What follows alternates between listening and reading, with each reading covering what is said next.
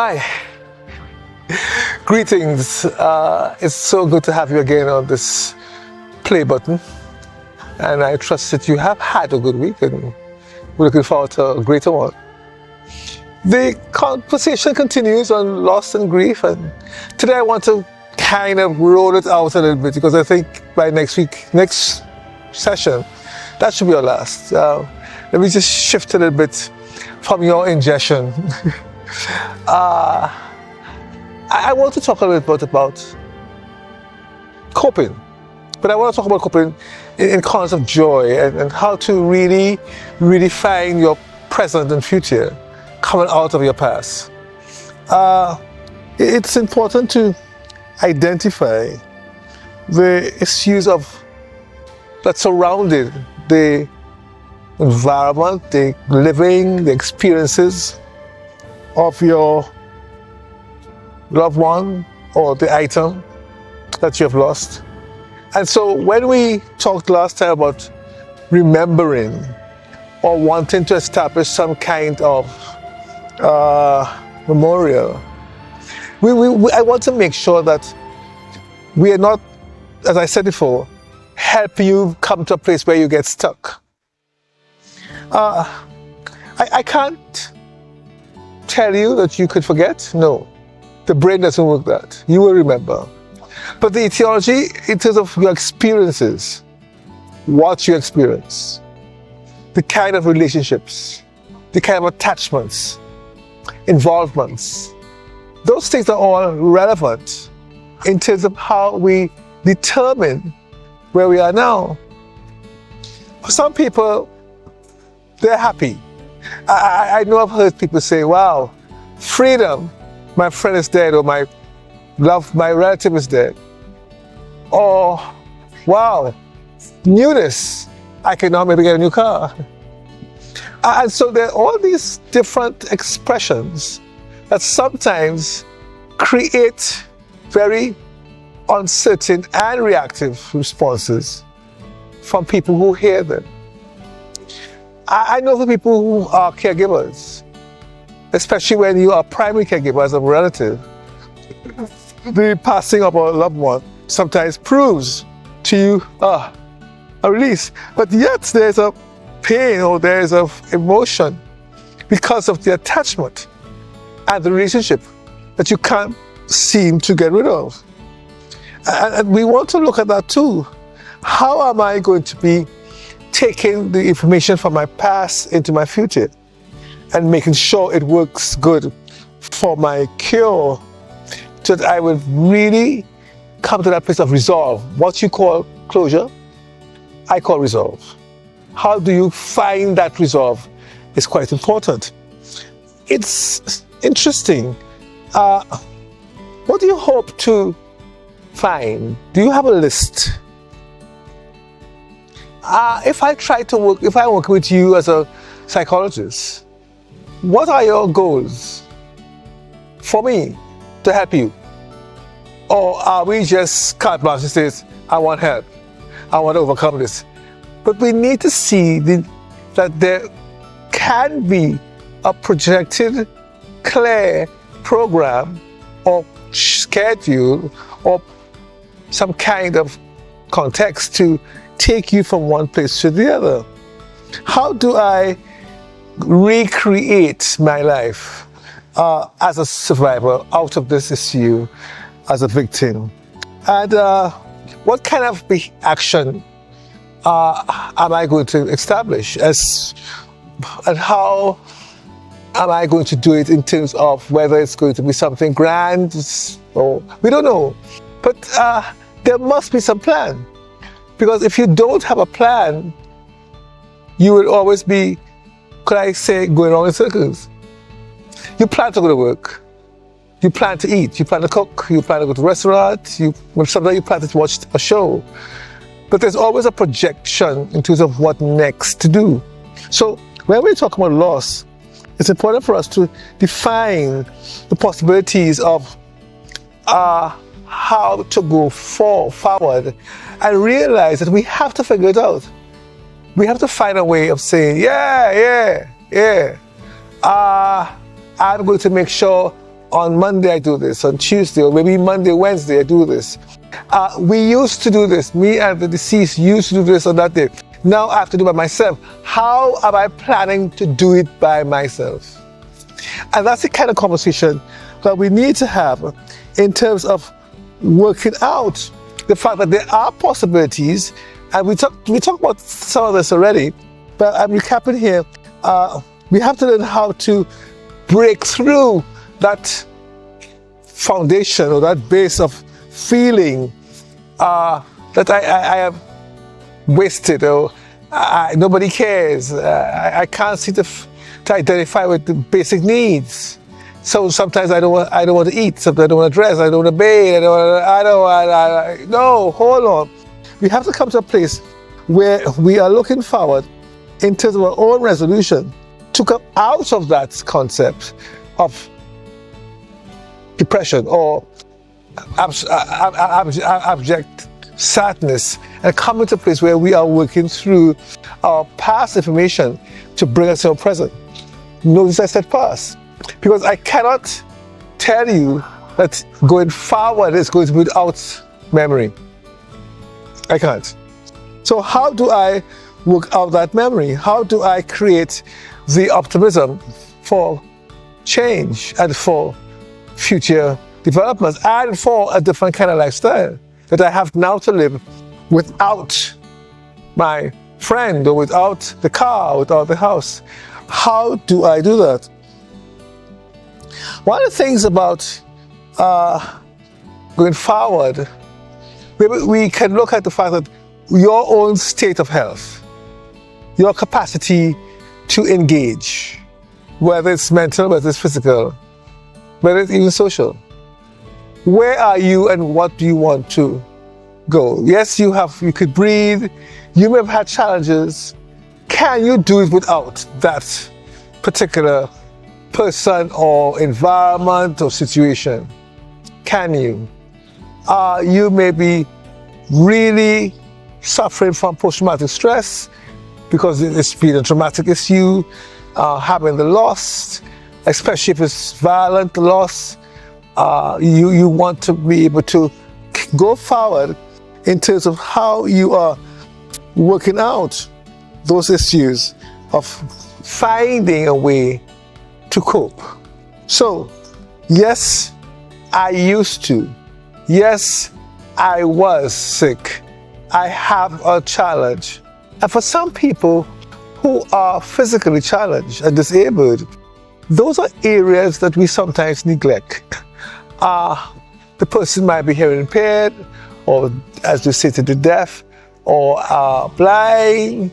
The person may have had palsy, or you may have intellectual disabilities, or disabilities, autism. How do I make it? I used to depend on. Can I do that now? So am I going to find another person, relative or not, to come into my space and keep me going? So my grieving is not just about the loss of my loved one. It's also the loss of my capacity to live, because that person kept me going. So that it is important to note that how do I maintain me in the state I'm at or in to go forward? As I said, it's important to see how I can work out those issues. And I again want to say, in terms of disabilities, how do I find that support? So are we going to be canvassing for somebody, whether through advertisement or hoping that a relative takes me in or come into my space to live? Those are different, those are very interesting conversations. We want to make sure that the person really wants to have their own transition. They're going to now be suffering trauma because they're losing their own home and their own bed and their own everything to come in and share with you in order for you to live. So it's important to define your health. It's important to define your physical position, your mental. As I said, with disabilities, how are we going to define what next to do? We tend not to think about these things prior to loss. There's a single perception. Like even aging, when a spouse dies, who takes care of the other one? We're hoping a child comes in, but that child has a family. Are we relocating to mommy's house, daddy's house? Questions. How do we work out those issues of wondering, hey, what are the real possibilities that are going to be meaningful for my future? Are they going to be real? So with all that said, how do I now introduce positivity here? How do I find goals and measures, as I said, planning to define my future with all these things I just mentioned? Can it happen? Will it happen? So I have to really take my time here and understand that what do I want to achieve? What did I plan to achieve? Has that changed? Or can I change it? You see, a lot of the things I planned for my future, even planned around the thing I lost. I didn't expect to lose now or ever, but whatever I have lost is affecting my choice now to go forward in my future. So I have to be careful of how I interpret the way forward. How am I doing that? How am I establishing that going forward, knowing that, hey, the things that I want to do is important, and that in itself tends to create a crisis, because I am going into the unknown without the support of mommy, tanty, or without the car that I had, or without the house, or without a job, or without money. There have been losses, but I still have to go forward. I can't change the past. I have to work the present, but I could bring changes to the future as I establish the kinds of possibilities that are necessary for where I am going. How far do I go? How much do I do? Am I able to really experience those possibilities? Wow. Are they humanly achievable without my loved one? Do I have what it takes? So you see, we're coming down to self-awareness now. We're coming down to how you see your capacity alone or in this new environment where there is a void. How do we work that? It's important to see how we can set these goals and realize that the crisis, as I said just now, is real, and therefore that is ongoing. Wow.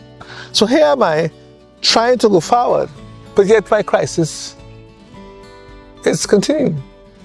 Yes, I have to face tomorrow without Tanti, without Mommy. How do I do that? I've had them for all my life.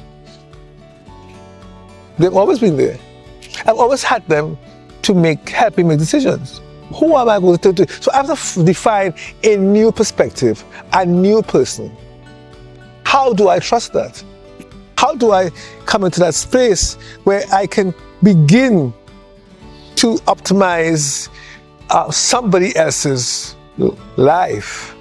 For me, could I make you believe that helping me will make you better? Oh my gosh, that sounds too much. How can I help you to see that it's an advantage to support me in not my loss, but in my future endeavors? How can I? And that is where we need to look at. That is what we need to pay attention in terms of how we are helping others to see the value of helping me go forward. Everybody thinks that I am going to be willing to go forward. Get over it. You're still there? When are you going to stop crying? Hold on. I know that I need help.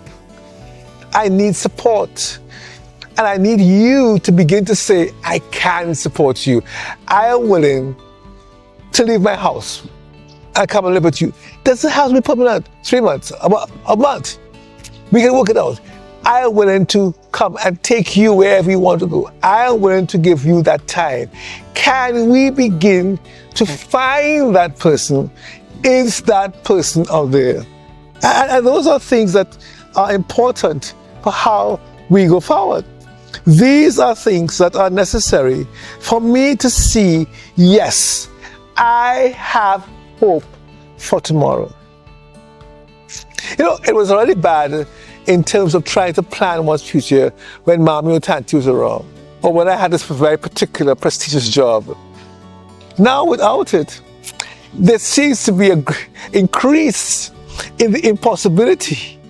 Therefore, I really would need somebody to sit with me and begin to chart, begin to map, begin to say, hey, there is continued crisis of change, because change is bringing this crisis very relevant to me.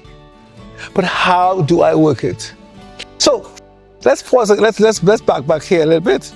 How do I really find myself in a place where I can be comfortable, or I can trust myself to work with somebody new?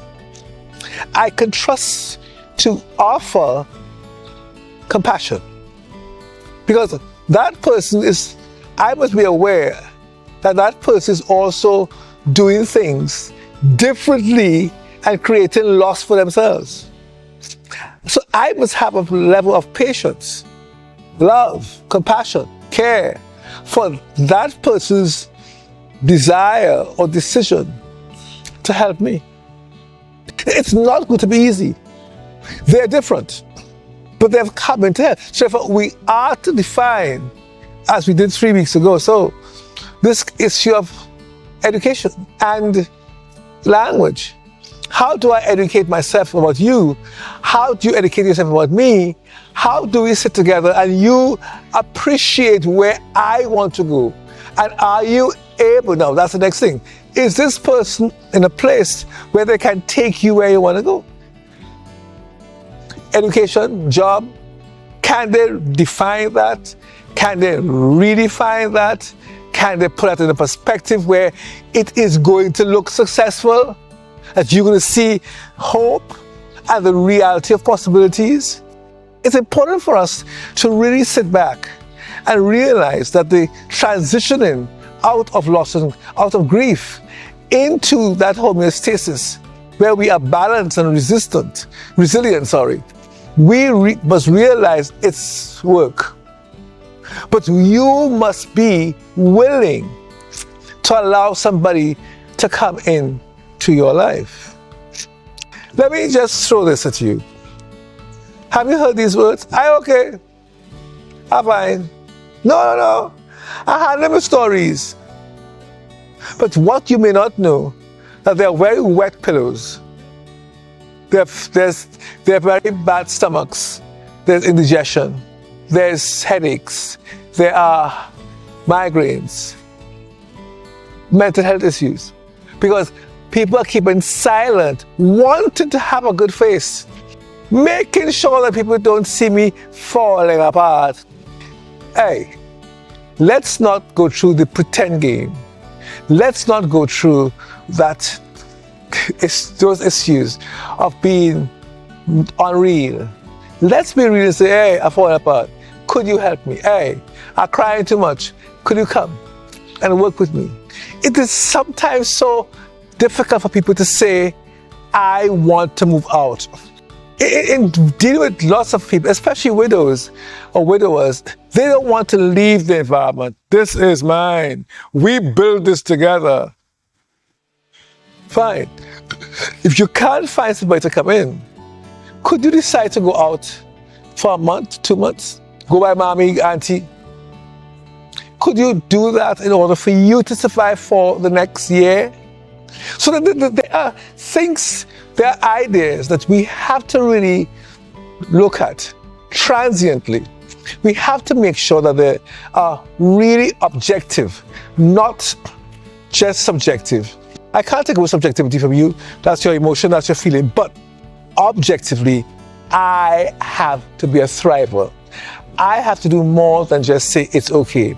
I have to bring all those ideas about that I had before, the plans of my education and new job and house and building and travel, all those things are still available for me. I have to do that. So could we begin to identify, yes, I am getting off my chair, getting off that bed, going through that door, getting out of that space of darkness and getting into the light and really saying, hey, I'm ready for help. I'm ready to bring somebody into my life who has the ability to create. And I'm not talking about if you're a widow to find out, quickly go get married. No, I'm talking about somebody who is taking you to the next level of your life and causing you to triumph and to come into that place of joy. So let's see how best we can work this. Let's see how best we can identify the way forward. That movement, it must be a movement. It must be you getting up. It must be you wanting to trust. And there are people out there who are willing to help. Dr. Nice wants you to really not just say, I finished crying or I'm doing better. I want you to say, yes, I am thriving. I am finding new possibilities. I'm doing excellently. I'm doing new things. Sometimes I fall back into my tears, but that's okay. We are not staying with those tears. Those tears are just to keep the emotion going and to keep you strong to find a new possibility for the next day. So let's see how far we can go with this. Let's see where this takes us. So I'm leaving that with you today, hoping that you will champion the cause and find new possibilities for a great future. Dr. Nice saying, God bless you. Have a good week. Au revoir. Bye.